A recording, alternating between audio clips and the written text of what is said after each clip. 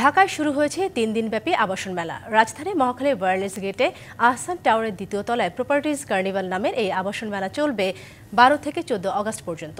এই প্রপার্টিজ কার্নিভালের উদ্বোধন করেন আহসান গ্রুপের ম্যানেজিং ডিরেক্টর রাহনুমা আহসান। এ সময় তিনি বলেন, নাগরিক সকল সুবিধা সহজলভ্যতা নিশ্চিত করতে কাজ করে যাচ্ছে প্রতিষ্ঠানটি।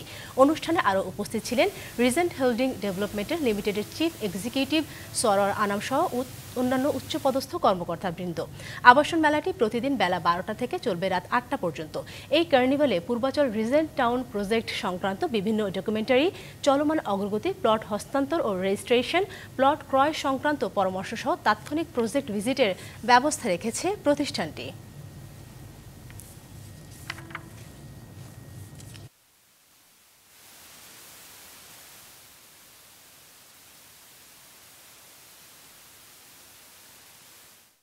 এই বাসস্থান সমস্যা সমাধানকল্পে আমাদের দক্ষ বেশ কিছু কর্মী বাহিনী আমরা এই পূর্বাচল রিজেন্ট টাউনে আমরা চেষ্টা করছি যে আপনাদের যে স্বপ্নগুলো বাস্তবায়ন করার লক্ষ্যে আহসান গ্রুপের sister concern Regent holdings development লিমিটেডের পক্ষ থেকে পূর্বাচল রিজেন্ট টাউন একটা প্রপার্টি কার্নিভাল ফেয়ারের আয়োজন করেছে।